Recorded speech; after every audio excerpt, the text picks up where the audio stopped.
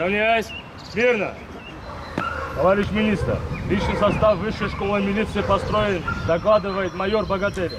9 июня учебный центр МВД переобразован в Высшую школу милиции МВД Республики Абхазия имени Героя Абхазии Виталия Хазаратовича Смыр.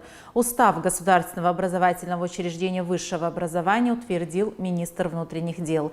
Вальтер Бутба поздравил коллектив школы и будущих выпускников. За образцовое исполнение служебных обязанностей министр отметил курсантов, участников парадного расчета МВД Абхазии на торжественных мероприятиях в день празднования 77-й годовщины Победы в Великой Отечественной войне 1941-1945 годов.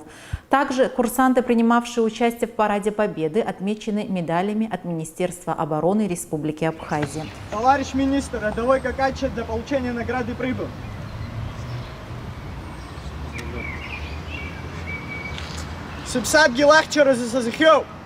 Министр внутренних дел Вальтер Бутба поздравил курсантов с окончанием учебного процесса в нынешнем году и пожелал успешной экзаменационной сессии, отметив, что именно им предстоит определять завтрашний день и лицо милиции Абхазии. Пожелал будущим офицерам осуществления жизненных планов и замыслов.